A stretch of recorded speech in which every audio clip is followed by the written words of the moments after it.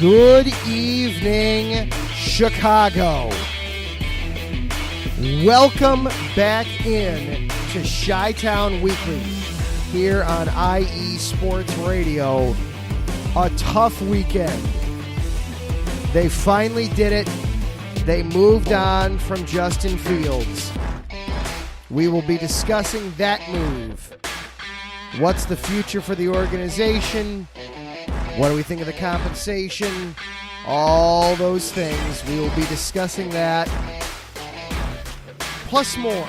That's a tough one to get through. It really is. But that's not all we're going to do tonight. Matt Garner is going to be along with us as well to break down your brackets. So get those ready to be filled out as well.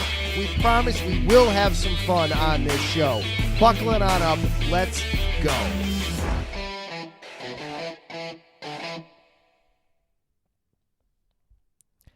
And hello and good evening once again, everyone. I am your host, Adam Karnick. Glad that you are with us here tonight for a tough episode of Chi-Town Weekly. We'll get through the preliminary stuff that we always do to acknowledge our sponsors and all those good, wonderful things out of the way real quick, because this is going to be a very full and very tough episode to get through overall. So without any further ado, of course, we do want to acknowledge our sponsor here at the station, starting, of course, with Planet Jerky Premium Brisket Beef Jerky, the jerky that's on a whole other planet. You can find them at planetjerky.net. They offer free shipping on all orders of $50 or above. You can also follow them on Instagram at Planet Jerky.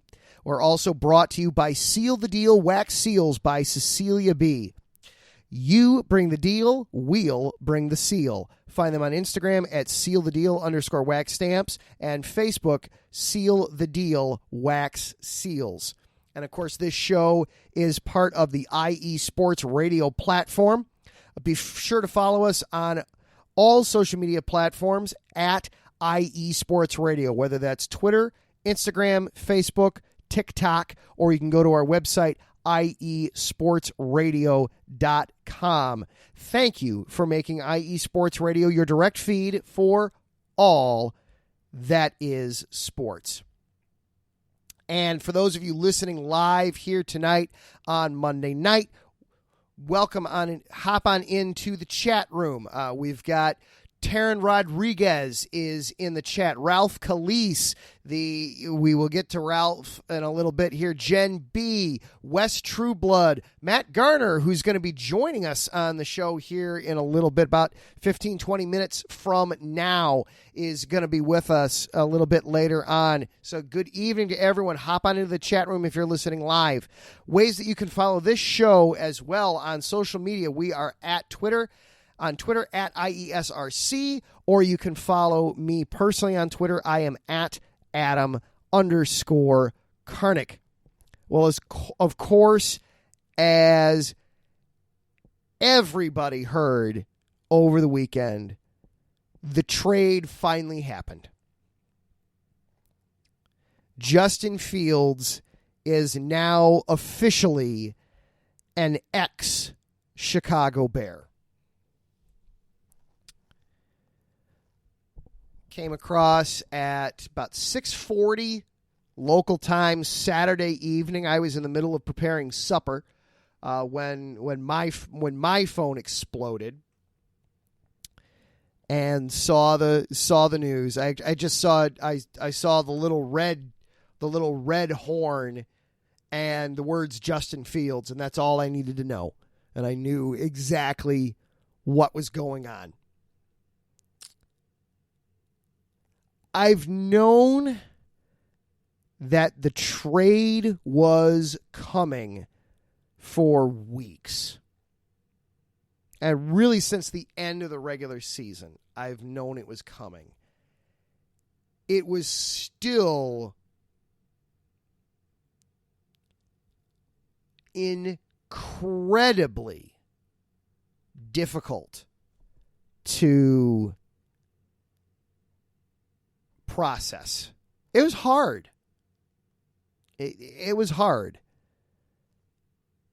Made harder, of course, by the fact that what I saw the words 6th round and then conditional, and realized that the compensation we were talking about wasn't even for this upcoming draft. That the only compensation coming back is for the 2025 draft. And that made my heart sink a little more. Because here was the silver lining in this was, well, you were going to get, you were hoping to get a draft piece to help you in the here and now.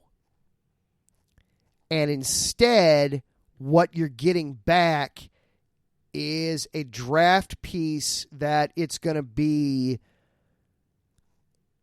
a season or two before you reap the benefits for it. As Matt Garner puts in the chat room, it's somewhat better than nothing at all. It's effectively nothing. It really is seemingly nothing. I made the correlation this morning when I was continuing to do prep for this show. This is the Cade McNown trade all over again. For those of you who are listening who might be under the age of 30, you might be going, Cade McNown? Who the heck is that? First of all, bless your ignorance.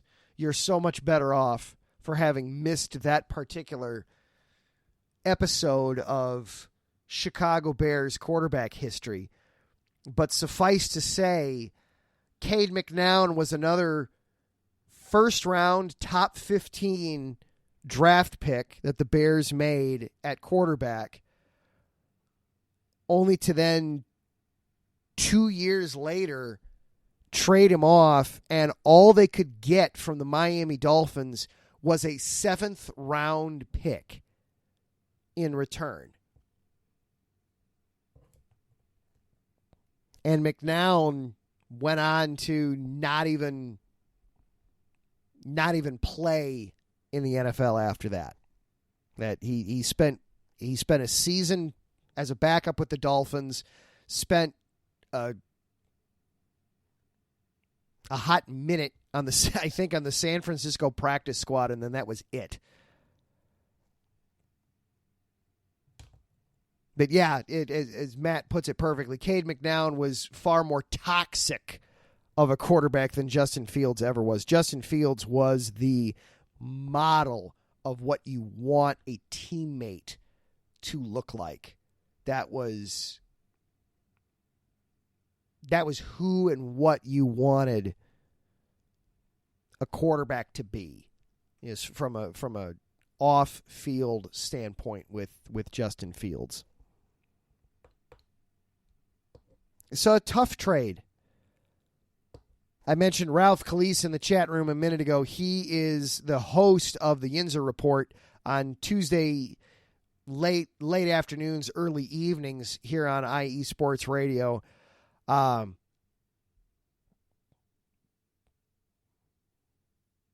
gonna have some more things to say about Ralph and Pittsburgh specifically here in a minute. So I'm gonna save it for a minute.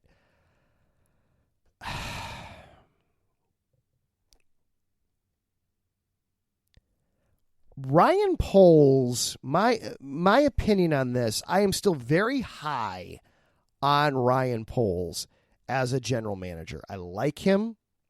I think he's a very good evaluator. I think he's made some very shrewd moves, and I do think that the Bears are in good hands with him. I think Poles absolutely got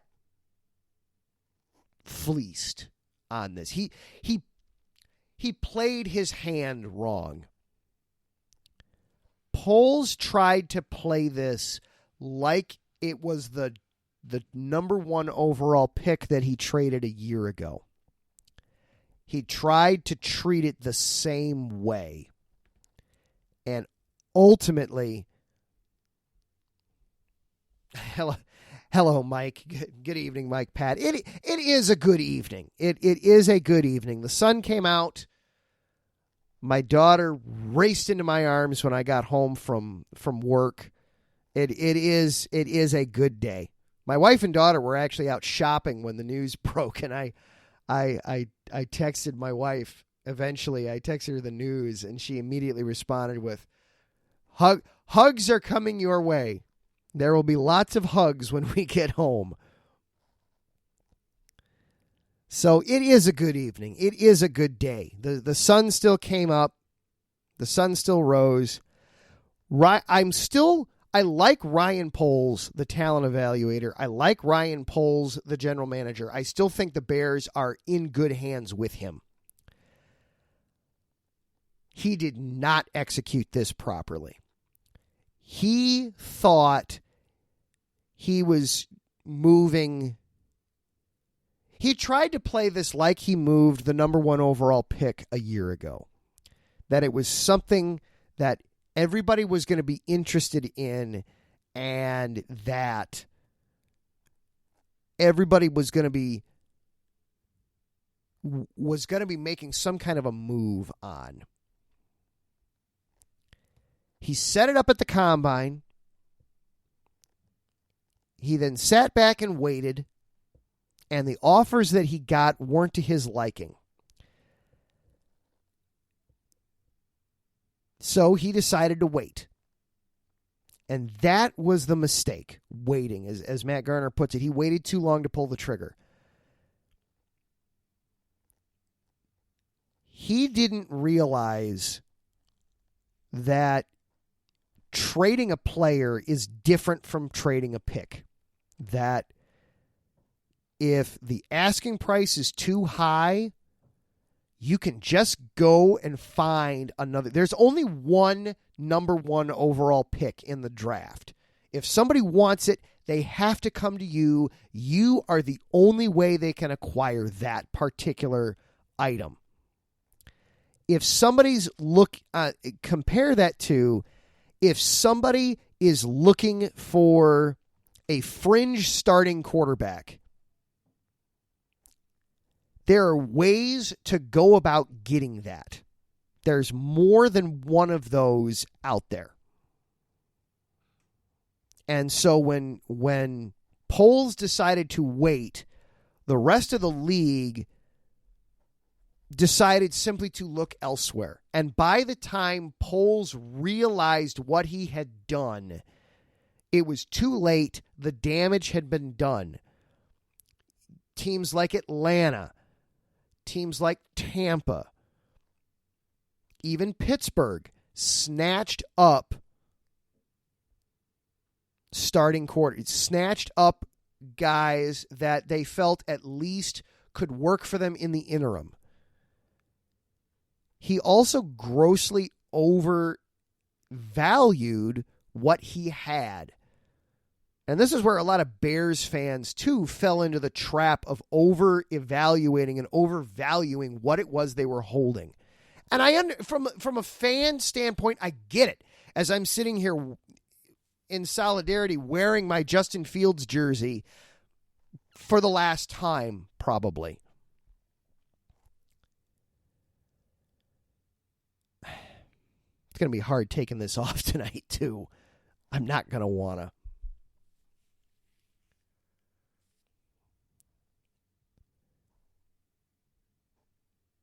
He's an exciting quarterback. He's easily the most exciting quarterback we've ever seen in Chicago. But tape doesn't lie. And the tape scared 31 teams into saying, there's a lot of work to be done here and not a lot of time to do it. We don't know that we want to to do this. And actually, Mike Pat brings up a very interesting point in the chat. He says he feels silly for offering multiple day 2 draft picks. I actually think that offer was on the table to Ryan Poles. And that leads to the final mistake, the end-all, be-all, pièce de résistance mistake that Poles made in this. That he simultaneously waited too long to pull the trigger, and he also got itchy with his trigger finger and had to scratch that itch. Once the initial wave of free agent, once I believe it's going to take a lot. We may never know the answer to this. So what I'm about to say, take with a grain of salt. I believe there was an offer on the table from Atlanta at the combine for 2 third-round picks. And here's what I'm going to offer in defense of that opinion. There was a comment made in the ESPN Scouting Combine wrap-up piece where they were talking about all the different prospects, and one of the topics that came up was, of course, the Justin Fields trade market. And there was an anonymous NFC general manager who was quoted in the piece, and I'm not going to get I don't have the exact quote, but the general quote was directed at Ryan Poles. What are you waiting for? Just take the 2 threes from Atlanta and move on. So I think there was an offer on the table at one point for 2 threes, and Poles decided that wasn't enough. That wasn't what he was looking for. So then you go into free agency. Everybody finds their alternative solution. And then that leads to the final mistake. What Poles should have done at that point was wait until the draft. See who missed. Who had their eye on J.J. McCarthy, Bo Nix, Michael Penix. One of the other quarterbacks, because we know the top 3 guys are going boom, boom, boom in the first 3. See who missed and then trade Fields. But that would have required keeping you in limbo and keeping Fields in limbo for another month plus. And Poles decided he didn't want to do that. So instead, he trades Fields at the absolute lowest possible point of his trade value. That's how you wind up with a conditional 6th round pick in a future draft.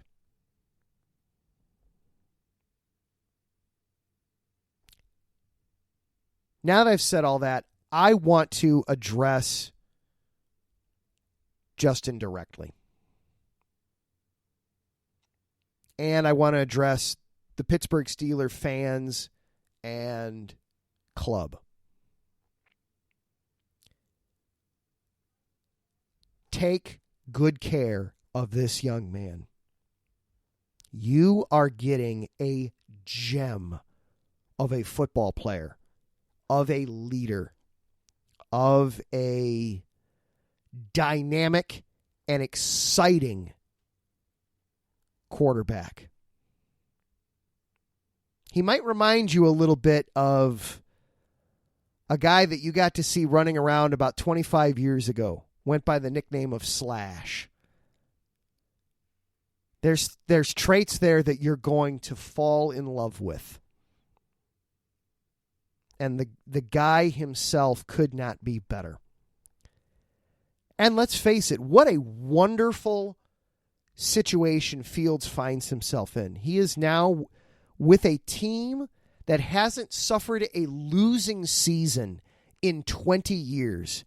A head coach that is regarded as one of the better ones in the game today. And while he's a backup, he has in front of him quite possibly the best mentor. If Russell Wilson is willing to play the role of mentor, I can think of no better situation for Justin Fields to land in. Russell Wilson is what all of us in Chicago wanted Justin to be when he grew up. And at 25 years old, I refuse to believe that he has hit his ceiling. I don't know if he'll ever realize the potential of being the 11th overall pick in what is now unfortunately looking like a very weak 2021 quarterback class. But God, I hope he does. Justin, go take the Steelers by storm. Show them why so many of us in Chicago fell in love with you and are still willing to run through a brick wall for you. Go be the best quarterback the Steel City has ever had. The Bears are scheduled to host Pittsburgh in 2025. I genuinely hope and wish that Justin Fields is the starting quarterback in the black and gold that day.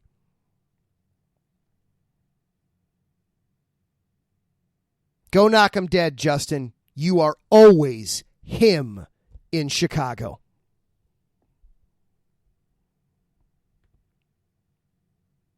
We are going to take a very quick break.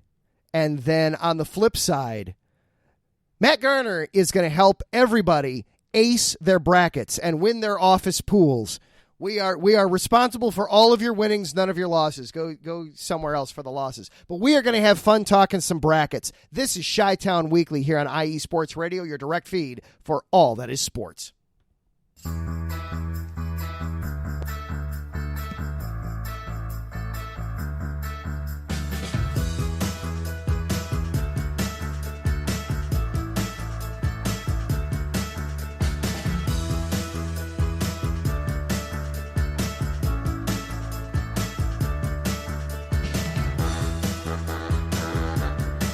What's up, New York? This is Ricky K coming at you at the NY State of Sports, a new show here on IE Sports Radio, your direct feed for all that is sports.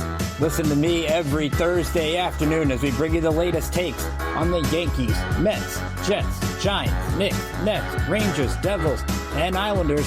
Plus, you get some college hoops and what's the local sports events going on in the area. It's a state that never sleeps, so why not get the opinions and sports takes that never sleep? Again, every Thursday, 2 p.m. to the NY State of Sports. We'll see you then.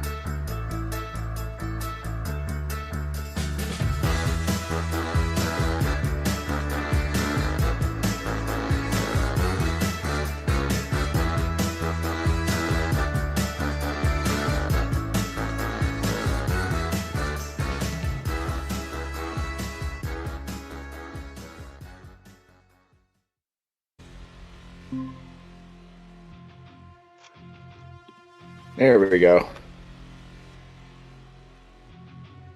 Yeah, can you hear me?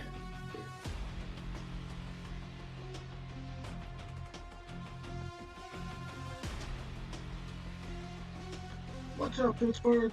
This is Ralph DeLeese, the host of the Injury Report on IE Sports Radio, your direct feed for all that is sports. Are you that passionate, die-hard Steelers, Penguins, Pirates, or just a Pittsburgh sports fan?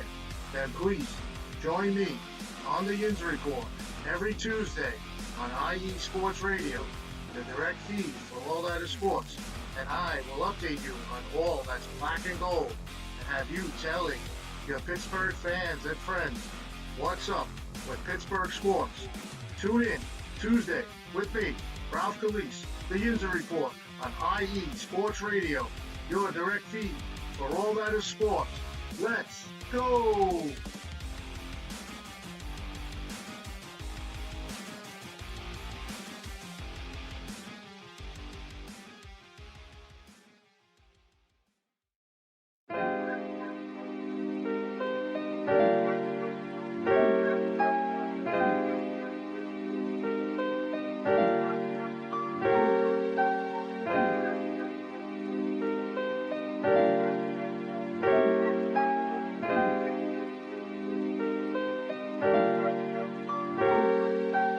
Hello, ladies and gentlemen. My name is Davidson. It's your boy, Dentarius Locke. And we are the hosts of Fast Break here on IE Sports Radio, where we discuss everything in the world of basketball from prep to the pros. You guys should definitely check us out, man. Sunday, 8 p.m. Eastern, 5 p.m. Pacific. We got all the basketball information you guys need, so we look forward to you guys listening in. And please do, because we are the best basketball show on this side of the Mississippi. And please do check us out on Twitter at FastBreakISR. D-Lock, where's our time again? 8 p.m. Eastern, 5 p.m. Pacific. That give you guys plenty of time on a Sunday. Tune in.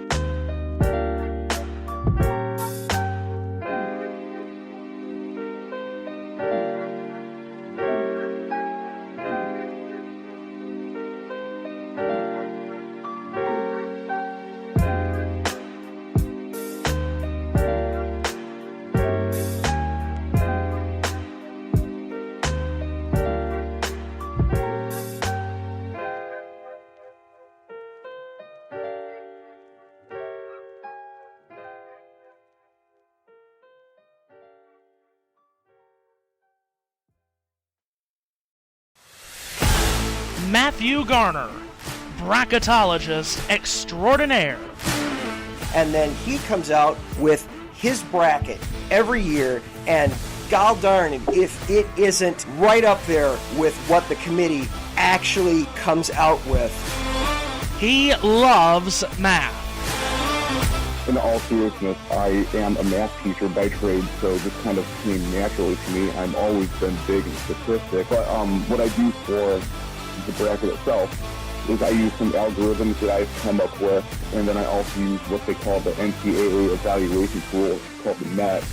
The NCAA selection committee, not so much. Honestly, I can say with full confidence that there was more for me to tear my hair out than what they got right. Being the math teacher that I am, I would give them a C, maybe a B- if I'm feeling generous. But the biggest issue that I saw with the committee is a team like Houston, who was a 5 seed in the South.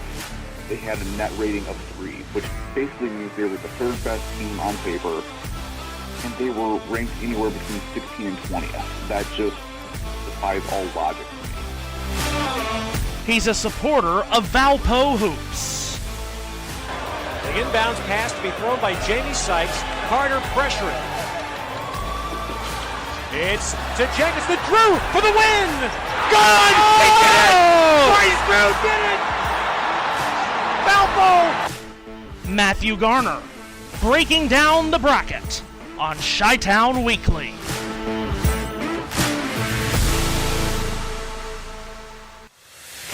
It's bracket time on Chi-Town Weekly. Adam Karnick back with you here. Matthew Garner is in the show as well. Matthew, welcome back to the show. Do you have any hair left after Selection Sunday? That's where we got to start.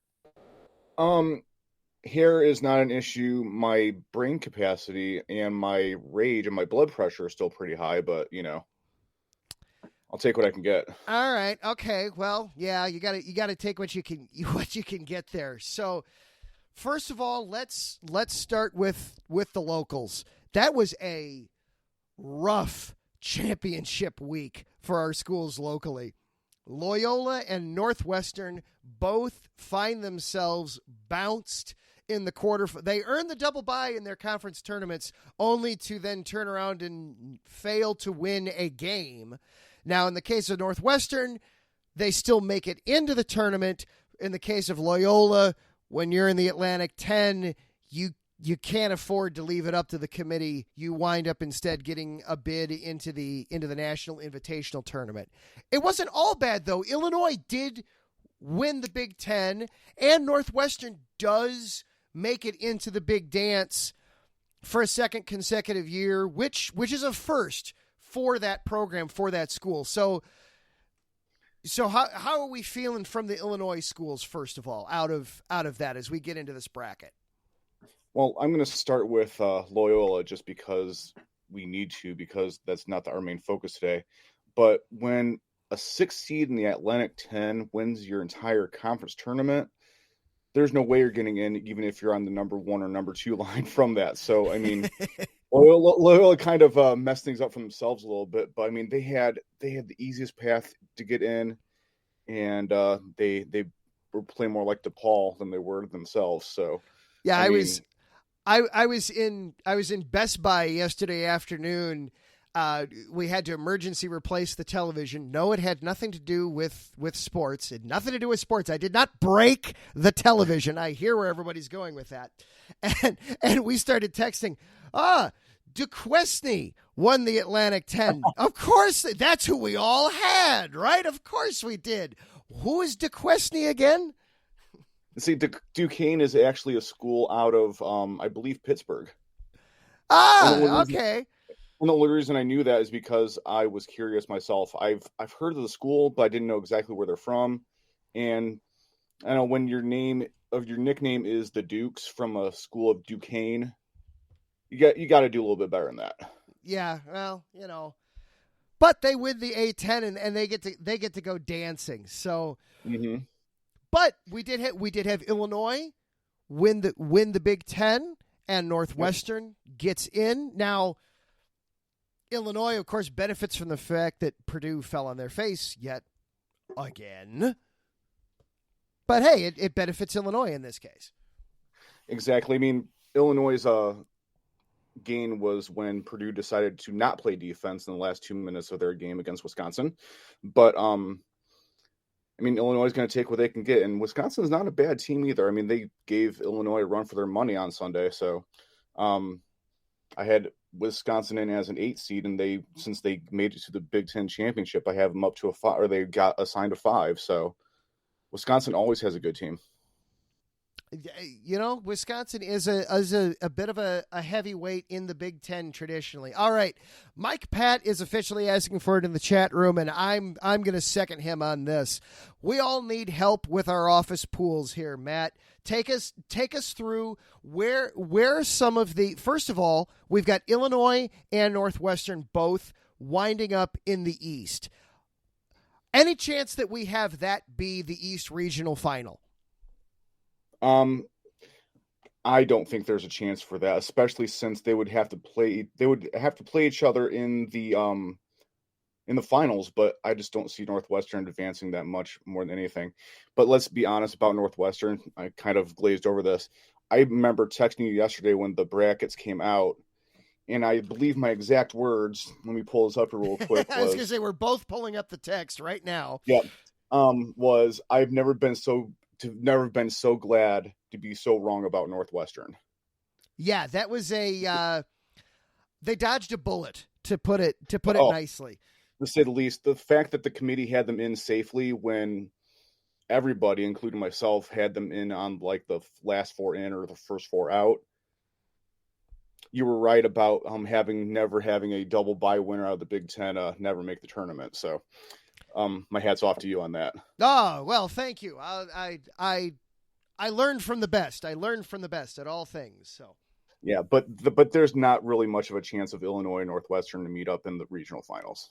All right. Okay. Well, we'll take it there. Take us through your bracket then a little bit here. Where we all want to know is where are the likely pitfalls, where are the likely upsets to happen. Of course, we know that 5-12 is a common trap in the first round. Personally, for myself, I don't trust Purdue at all in this tournament. I have seen Purdue lose too many weird, goofy, how did they lose that game kind of a thing. So I'm leery about Purdue. Take us through this as a whole here. Okay, I'll start in the East and I'll work my way to the West and the South and Midwest. In the East, I have not too many upsets, but I do have Drake beating Washington State. Washington State got overseeded, I think, and the way that Drake's been playing. Okay, that's the 10-7. The 7-10 matchup. I'm sorry, yeah. Matchup. Okay. Mm-hmm. And the way Drake's been playing, they're going to be a tough out, and I would not be surprised if Drake's head coach and his son, who's their star player, are going to be at a different school next year.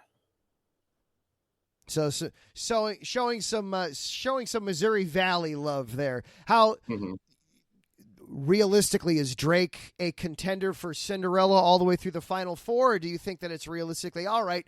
They're gonna win a first round. They might make it to the second weekend, kind of a thing. They'll win they should win their first game, but then they're going to go up against Iowa State, and I have Iowa State in the Elite Eight, so there's no path forward for Drake after that. Okay, all right. So the East is fairly chalky to start off with. Okay, and it's gonna be tough for UConn to get out of there unscathed. I mean, that's a tough region, especially for the overall number one seed. So I mean, it is what it is. In the West, I do have Grand Canyon over St. Mary's. So we have a 5-12. We have a 5-12 upset alert. Okay. Yeah. So the rule of thumb is at least one, if not two, 12s will beat a 5 in a given year. That's one of them. Grand Canyon and St. Mary's are both mid-major schools. Grand Canyon, it's almost like a home game for them because I believe they're playing in either Albuquerque or Salt Lake City. I don't remember which, but it's not that far away. Oh yeah, that's in their neck of the woods for sure. And Grand Canyon has been rated the number one toughest place to play for an opponent in the entire country. So I mean, they're fanatical. It's crazy. But Grand Canyon also has a couple potential first round draft picks on their team as well too. So I mean, anything can happen. And then I also have Nevada at the 10 beating Dayton the 7. Okay. In that region as well too. So the Atlantic 10 did get an at-large bid, but it's not going to necessarily pan out well for them. There is Dayton an early exit. Yep, it's one of those situations where Nevada got undervalued, and I think Dayton got overvalued. Now, I would be happy if those seats flip-flopped, but I'd still pick Nevada every single time. All right. So it's just a bad matchup for Dayton. In other words. All right. Up in the South, I have not a whole lot of upsets here. I do have Kentucky getting out of that as the Final Four team, though. I think they're going to take the 3 seed. They're going to take it to Houston. They're also going to take it to Marquette. Both of those schools have had some really significant injuries, and I don't think they're going to be deep enough to make a deep enough run. And you guys know that Kentucky team controlled by John Calipari, it's going to be a very, very good chance they at least make the Elite Eight, if not the Final Four. They do tend to go on runs, and they start things off with lowly Oakland, which this is Oakland's second time ever making the big dance.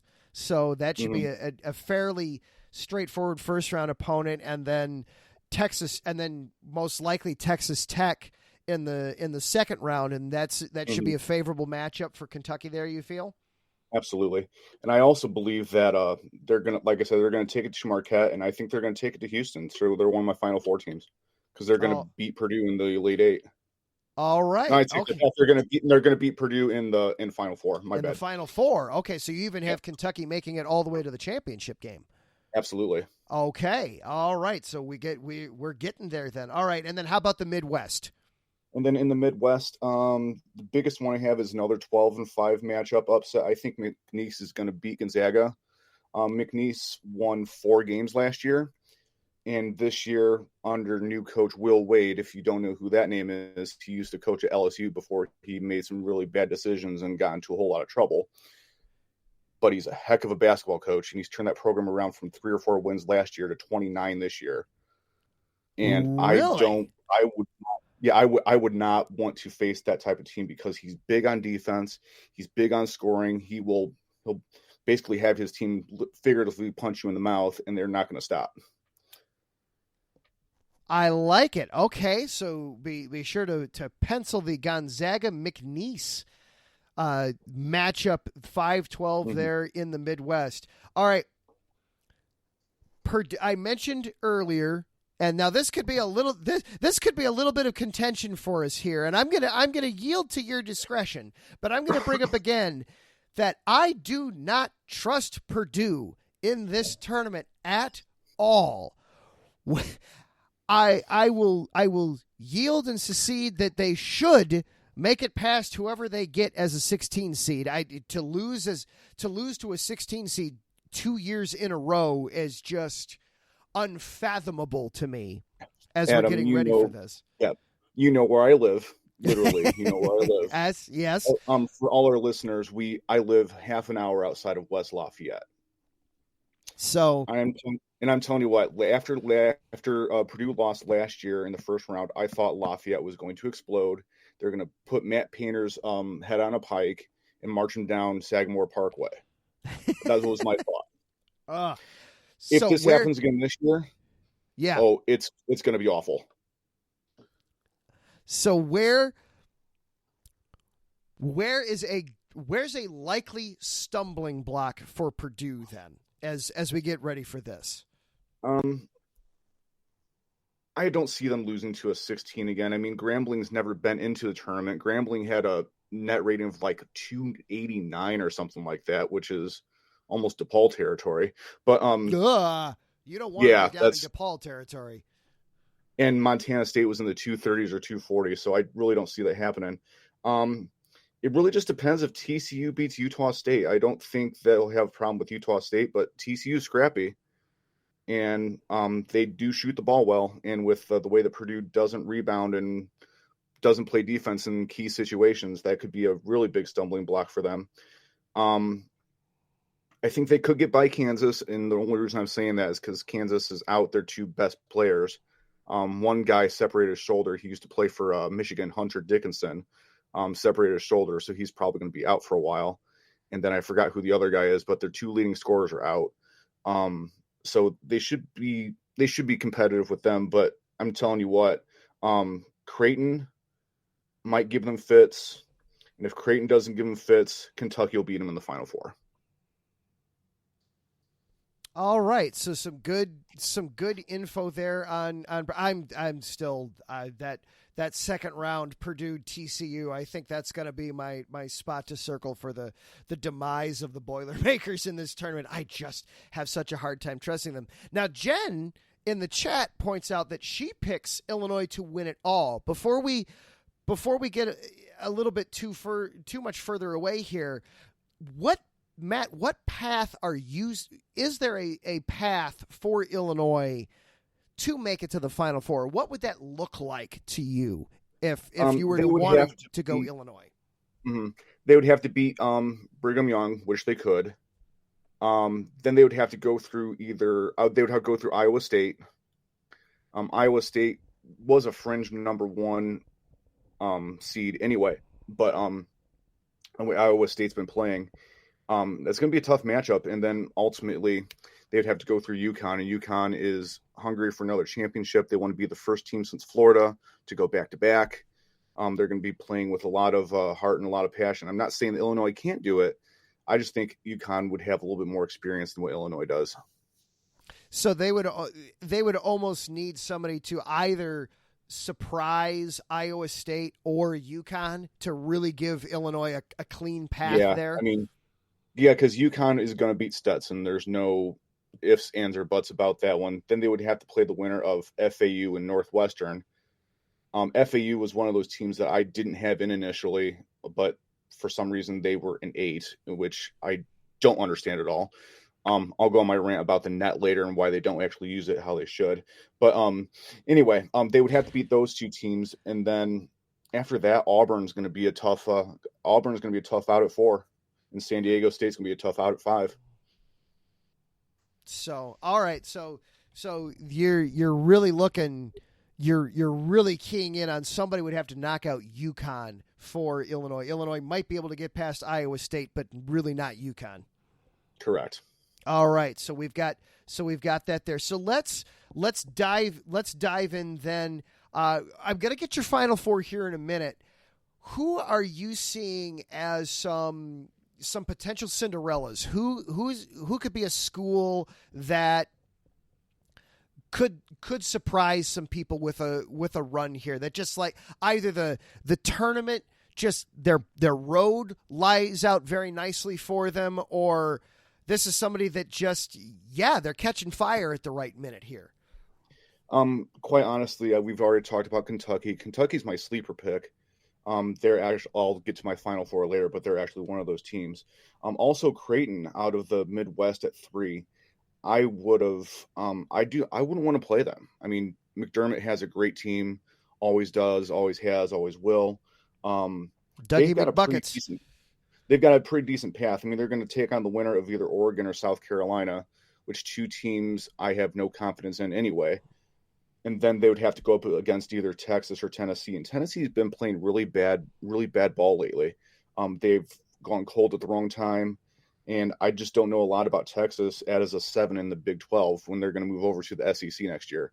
So, I mean, Creighton's going to have a nice run. Things are going to be set up well for them. Looking through the bracket, I don't think Duke's going to get very far. But that's also might be part of my hatred towards Duke in general. But there's that. The evil empire. North Carolina is going to have a tough time getting out of the West.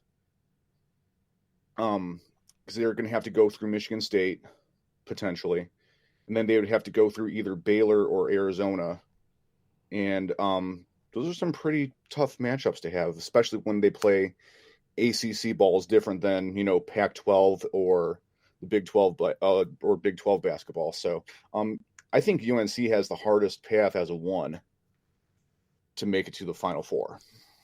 Okay, so would they be potentially the earliest 1 seed to get knocked out in your mind then?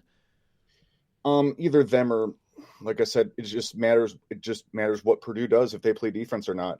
I would say UNC or Purdue would be the first 2 out, with Houston not being too far behind. All right. And I'm loving it in the chat, too. We're starting to get people to drop in their potential Final Fours. Terrence bring up Kentucky. Mike Pat has UConn, Arizona, Kentucky, and Purdue in his Final Four. Davidson Crooks, he doesn't trust Rick Barnes at all in the tournament. Matt, we're gonna get your Final Four here. Real quick, though. You brought up FAU and how overvalued Florida Atlantic is. Give us a couple minutes here. Give us your quick 2-minute version on why the committee just doesn't use that net tool at all correctly. It was very strange because FAU was literally the 3rd team announced in the tournament, and when you're an 8 seed, that means you were safely in. Now, going through my process of bracketology, going through all the national people's bracketology or whatever, and we use different formulas and everything, but none of us had them in outside the last 4, or they were in the first 4 out. What I don't understand about Florida Atlantic, they're not a bad team. I think they're riding the coattails of last year more than anything else, so that's why they got their 8 seed. But my deal with Florida Atlantic is their net was in the 50s. And then there's a team like Indiana State who got bested by a few bid thieves. Thank you, UAB, and a couple other schools like that. But when Indiana State's net rating is a 29 and they don't get in, why? It's almost like they're not using the tool for what they meant it to use it for. If the net stands for the NCAA tournament evaluation tool, then actually evaluate the product with the tool that you guys designed. I don't understand why they're not using the tool they designed, because I think it's more all about the money and what the matchups that people want to see on the national level. But Florida Atlantic, I mean, like I said, last year they did a really good job, but I think they're just riding the coattails more than anything else. I could have seen them as like in a playing game, but not an 8. There's no way. Yeah, as I say, I just pulled up your bracket that you finished an hour before the actual one was released, and you had them as a last 4 in, playing Wake Forest for the chance to be a 12 seed in whichever in the Midwest region. So yeah, it was the 11, but yeah. The 11? Okay, I apologize. I'm misreading my notes here. But at the same time, you hit the nail on the head when they're one of the last 4 teams in, and they're in the top 32. So the math isn't mathing to me. So something either the tool is broken or the people that are in charge of using it don't know how to use the tool they were given. They don't know when to use a screwdriver, when to use a hammer. Or worse, they don't care. I'm going to go with that. Yeah, and that's of course the scenario that nobody likes. All right, so we've beaten around the bush a little bit here. Matt, give us your final 4, as I'm frantically hoping to win at least one of the dozen or so of these things I'm going to fill out here.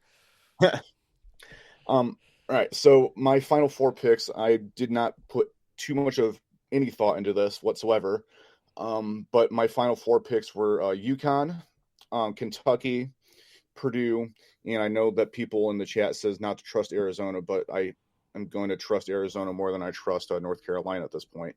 So those are my 4, and then I have UConn and Kentucky in the final 2, and I actually have it to where Connecticut is going to cut down the nets again for the 2nd year in a row. So the Huskies ultimately winning it, but then UConn, Kentucky, Purdue, and Arizona. All right. I'm liking that. And Mike Pat, of course, calling you out a copycat on that, but that's okay. That just means that you're both right. So, or we're both insane. There's that option too, I suppose. I suppose there's always that option. Well, Matt, thank you so very, very much for walking us through this, guiding us through this, and we will enjoy the tournament. It gets to start, kind of tomorrow night, but then Thursday, the madness begins in earnest. So the Thursday games are the ones that actually count. And also, I'm not going to brag about this too much, but my spring break as a teacher starts on Friday. So you know where I'm going to be camping out for the entire day on Friday. Oh, somebody had some pull with the administration, I think, on that one. I'll let you think that one too. We're gonna go with that option. All right, Matt Garner, real quick, where can people find you on the Twitter machine anymore? My Twitter handle is at MattG53, MattG53. All right, and you will find him breaking down the college hoops all throughout the tournament. That is just about going to do it for our show here tonight. A little bit heavy on the front end, a little bit fun on the back end. I do want to close on one fun note. There was actually some excitement at Soldier Field this weekend. It wasn't all bad in Soldier Field with the teams that are there. Yes, the Bears lost the Bears trade away Justin Fields and have all that spectacular fallout there. The Fire, however, had themselves an interesting weekend. They made MLS history over the weekend in their win over FC Montreal. The Fire were down in the 84th minute. The Fire were down, then had goals in the 84th, 95th, and 99th minutes of the game to ultimately defeat Montreal 4-3, becoming the first team in MLS history to win a match in regulation time after trailing by 2 or more goals in the 84th minute or later. The game-winning goal for Hugo Cyprus was also scored from just beyond midfield.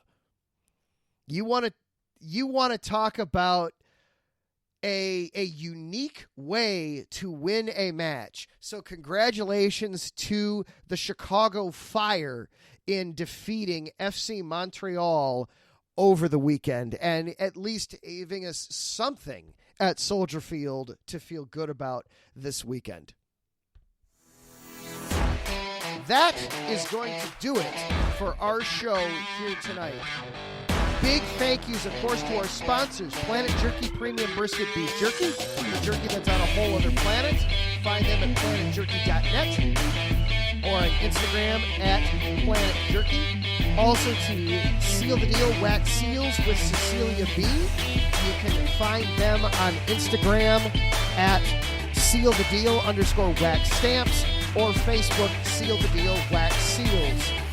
Thank you to Larry B., the czar and overlord of all things IE Sports Radio. Thank you for all the hard work you do, sir, behind the scenes. It does not go unnoticed or unappreciated.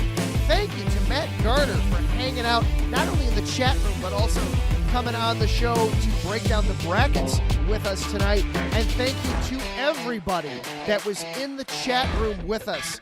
Mike Pat, Taryn Rodriguez, Davidson Crooks, Jen B, Wesley Truback is supporting this.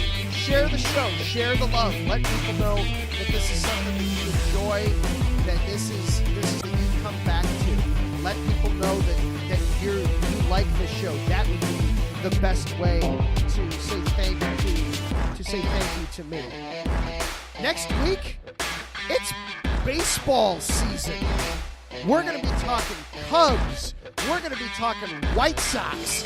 We're going to be talking pitching, outfielding, hitting. Spring is around the corner.